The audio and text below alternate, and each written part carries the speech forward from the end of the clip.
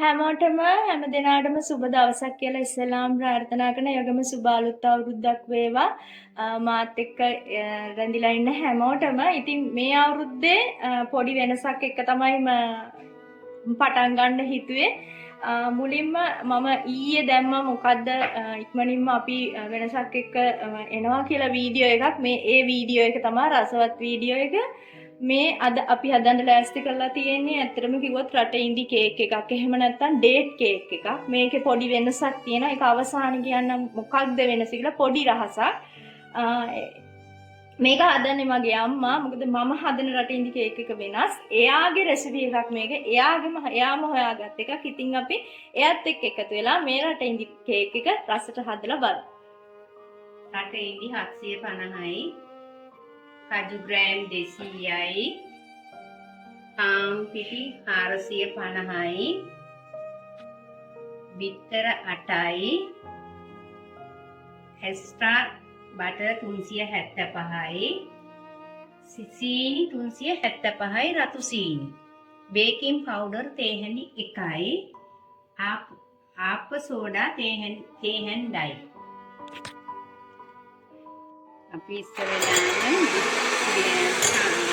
Butter ටිකයි සීනි ටිකයි දාගෙන බීට් කරන්න ඕනේ. මේක හොඳට ක්‍රීම් වෙනකම්ම හිමින් සැරේ බීට් කරගන්න.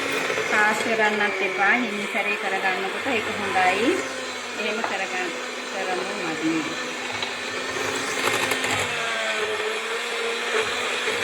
දැන් විතරයි සීනි බීට් වෙන ගමන් තියෙන්නේ. ඒක තව චුට්ටකින් පෙන්නන්නම්. ඒ වගේම විශේෂම කියනෝනේ විතර කඩලා දානකොට එකපාර කේක් බැටර් එකට දාන්න එපා. හදිසියවත් විතර නරක් වෙලා තිබ්බොත් එතකොට මුළු මිශ්‍රණයම අයින් කරන්න වෙන නිසා. ඒක නිසා එකින් එක කඩ අපි මිශ්‍රණයට එකතු කරමු. දැන් පෙන්නන්නම් මිශ්‍රණය කොයි මට්ටමේද තියෙන්නේ කියලා.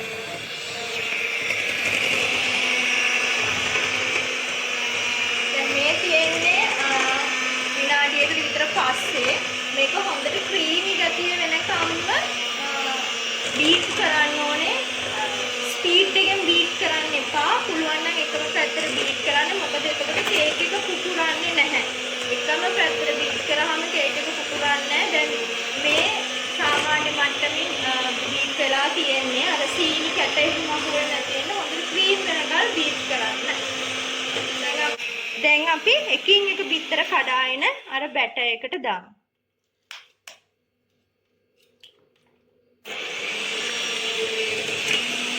මේ විදිහට එක එක බිත්තර කඩාගෙන අපි බැටර් එකට එකතු කරන්න ඕනේ. මොකද අර මම කලින් කිව්වා වගේ හදිසියවත් බිත්තර නරක් වෙලා තිබ්බොත් මුළු කේක් මිශ්‍රණයම විසික් කරන්න වෙන නිසා.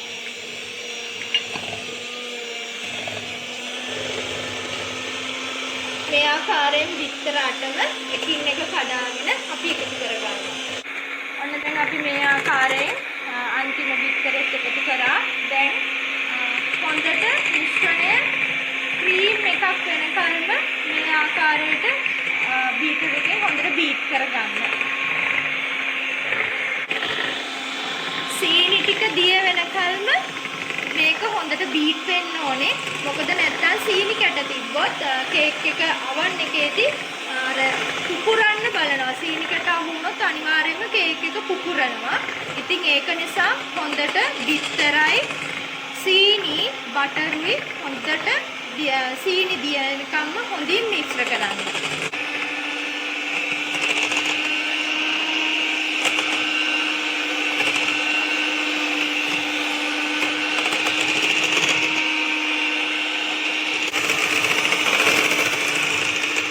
ආකාරයට හොඳට කේක් එක බීට් කරගන්න ඕනේ. සීනි පිටි බිත්තර විශේෂයෙන්ම සීනි ටික දියනකම්. හරි මේ විදිහට හොඳට බීට් කරාම ඇත්තටම කේක් එක සොෆ්ට් වෙනවා. දැන් තව විශේෂ දෙයක් තමයි කේක් එක හදද්දී සුදු සීනි වලට වඩා රතු සීනි පාවිච්චි කරනවා නම් ගොඩාක් හොඳයි. රතු සීනි වලින් රසක් එනවා. අනිත් ප්‍රධාන දේ තමයි ලොකු කැට සීනි පාවිච්චි කරනවා නම් ඒක ග්‍රයින්ඩර් එකට දාලා පොඩ්ඩක් කුඩු කරලා පාවිච්චි කරන්න ලොකු කැට සීනි පාවිච්චි කරනවා නම් සමහරක් සීනි වල අර කැට ලොකුයිනේ. එතකොට පොඩ්ඩක් ඒක කුඩු කරලා ගන්න. හැබැයි අපි කේක් හදනකොට අනිවාර්යයෙන්ම පාවිච්චි කරන්නේ රතු සීනි. රතු සීනි තමයි පාවිච්චි කරන්නේ. ඒ රතු සීනි වලින් හොඳ රසක් එනවා කේක් එකට.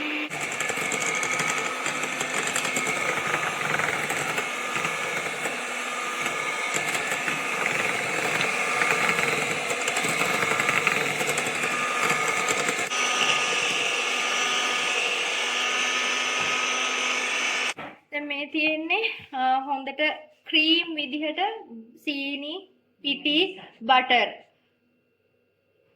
විනාඩි 20ක් 25ක් විතර බීට් කරගත්ත මේ බැටර් එක එහෙම නැත්නම් මික්ස්චර් එක මේ බලන්න හොඳට ක්‍රීම් ගතියට හොඳටම මේ ක්‍රීම් වෙලා තියෙන. දැන් අපි ටික ටික පාන් පිටි දාලා මේක බීට් කරන්නයි හදන්නේ. දැන් මේ විදිහට පොඩ පාන් පිටි දාන්න. මේ පාන් පිටි බේකින් පවුඩර් දාලා කලාගත්ත පාන් පිටි මේ තියෙන්නේ. නැත්තම් බේකින් පවුඩර් දාලා හලාගෙන තියෙන මේ පාන් පිටි තමයි අපි මේ මික්සර් කරන්නේ. නැත්තම් ඔයගොල්ලෝ හිතයි බේකින් පවුඩර් දාලා නැහැ කියලා. ඒක දාලා හලාගෙන තියෙනවා. මේ ආකාරයට හිමීට ස්පීඩ් කරන්න එපා. මොකද ස්පීඩ් කරොත් එහෙම මේක පාන් පිටි උලඟ යනවා. ඒ නිසා එකම පැත්තට බීට් කරන්න.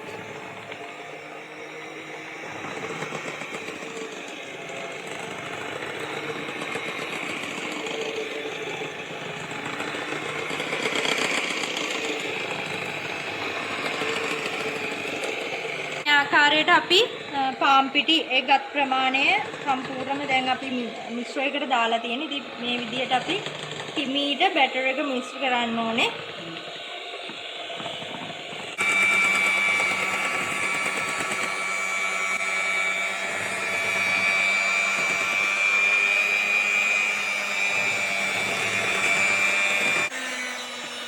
දැන් මේ තියෙන්නේ ටික වෙලාවක් බීට් කරගත්ත කේක් බැටර් එක තව විනාඩි 5ක් 10ක් විතර බීට් කරාම ඇති. අර තමන්ගේ අතට දැනෙනවා මික්සර් එක මේ හරි ගානට හරි පදමට එද්දී. දැන් මේ හරි පදමට තව චුට්ටයි මේ බීට් කරන්න ඕනේ.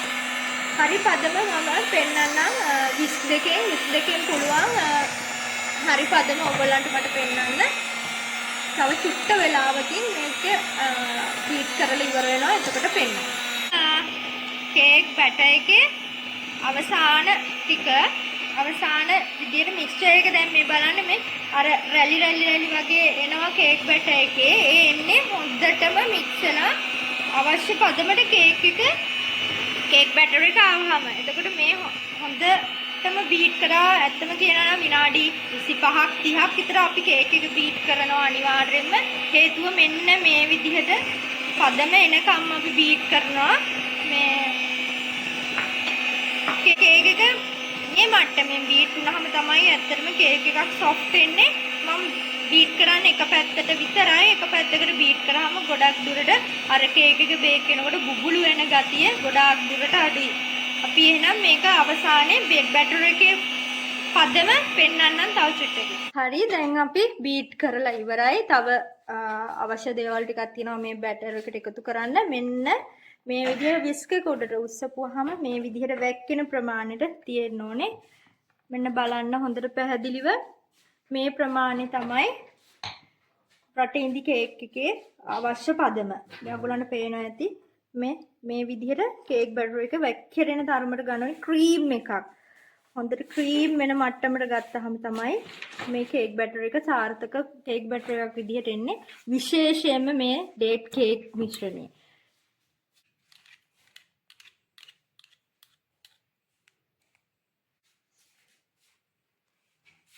දැන් මේ තියෙන්නේ කේක් බැටර් එකේ අවසානයේ. අපි හදන විශේෂිත රටින්දි කේක් එකේ බැටර් එක තමයි මේ තියෙන්නේ. දැන් මේ පේනවා ඇති ඔයාලට මේක දැන් මේ විදිහට භාජනයේ කරකෙවුවාම ක්‍රීම් ගතියට එනවා. මේ කේක් එක අපි අනිවාර්යයෙන්ම විශේෂිත කෙනෙක් වෙනුවෙන් මේ කේක් එක හදන්නේ. ඉතින් මේ කේක් එකේ මේ බැටර් එක මේ විදිහට තමයි එන්න ඕනේ. මේ තියෙන්නේ මේ. දැන් තව මේකට අදාළ කලමනා තියෙනවා. ඒ ටික දාන හැටි මම එකින් එක පෙන්නන්නම්. දැන් අපි මේකට අර රට ඉඳි ටිකෙන් ටික මික්ස් කරගන්න හදන්නේ දාලා එකපාර ඔක්කොම දාන්නේ නැහැ. ටික ටික දාලා මික්ස් කරගන්නේ. මෙන්න මේ රට ඉඳි එකේ තමයි විශේෂිත දෙයක් තියෙන්නේ. හැමෝම රට ඉඳි කේක් හදනවා. හැබැයි සමහර අය කණ්ඩ කැමති නැහැ රට ඉඳි හැපෙනවා වගේ නිසා සහ ඒ ගොඩක් අයට ඒ ප්‍රශ්නේ තියෙනවා. නමුත් මේ රට ඉඳි කේක් එකේ එහෙම රට ඉඳි හයියට හැපෙන්නේ නැහැ. මං කලින් කිව්වා වගේ අවසානයේ කියන්නම් මොකද්ද මේ ට්‍රික් එක කියලා.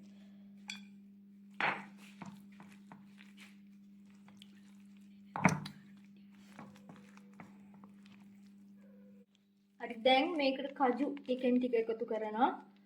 කජු හීනියට එහෙම නැත්නම් පොඩියට කපාගත්ත කජු කෑලි ටික තමයි මේ අවසානයේ අපි එකතු කරන්නේ. මේ ඩේට් කේක් එකේ අවසානෙට මැවිලා තියෙන්නේ. දැන් මේ කජුයි රට ඉන්දිය ඔක්කොම මික්ස් කරලා තියෙන්නේ මේ බැටර් එකට. හැබැයි ඒවත් මික්සර් එකට එකතු කරාට පස්සේ ආපහු බීට් කරන්නේ නැහැ.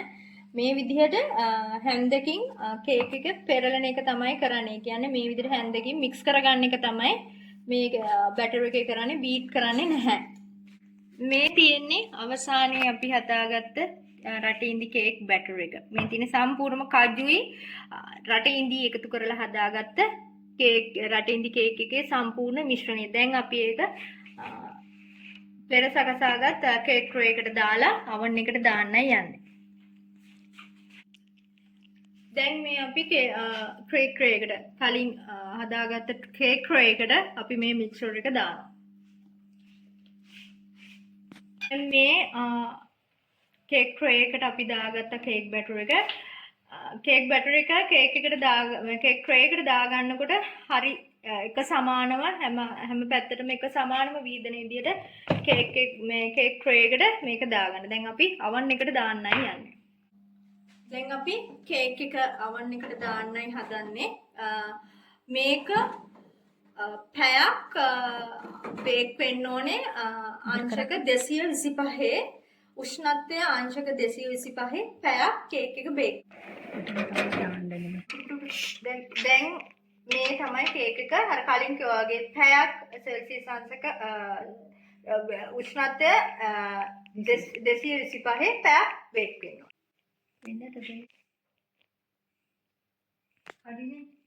මේ කේක් මිශ්‍රණය අපි කිව්ව පොඩි ට්‍රික් එකක් තියනවා කියලා මේ අපි කියන ට්‍රික් එකට මේ කේක් එක හදලා බලන්න. අපි රටේ ඉඳි ගන්නවානේ.